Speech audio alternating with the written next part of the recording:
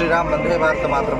ఈరోజు బ్రాహ్మణ విరాట్ పరివార్, హిందూ విరాట్ పరివార్ ద్వారా సంకల్పించినటువంటి ధర్మాచార్య దర్శనయాత్రలో మొట్టమొదటగా బాసర మహాక్షేత్రంలో వ్యాసుల వారు సాక్షాత్ తపస్సు చేసినటువంటి ఈ మహాక్షేత్రంలో ఈ గోదావరి స్థానం ఆచరించి ఈ గోదావరి తల్లికి యాత్ర దిగ్విజయంగా కావాలని సంపూర్ణ సమస్త శ్రీమతాచార్య పరంపర గురుదేవతల అనుగ్రహం కలగాలని, సమస్త దేవీదేవతల అనుగ్రహం కలగాలని అమ్మవారికి ఇక్కడ ఓడిబియ్యాన్ని సమర్పణ చేయడం జరుగుతుంది. మొత్తం సుభిక్షంగా ఉంచాలని, అలాగే అమ్మవారి అనుగ్రహంతో మన యాత్ర దిగ్విజయం కావాలని ప్రార్థన చేస్తూ మా అందరి తరఫున ప్రతినిధిగా ఇది అమ్మవారికి సమర్పణ చేయడం జరుగుతుంది.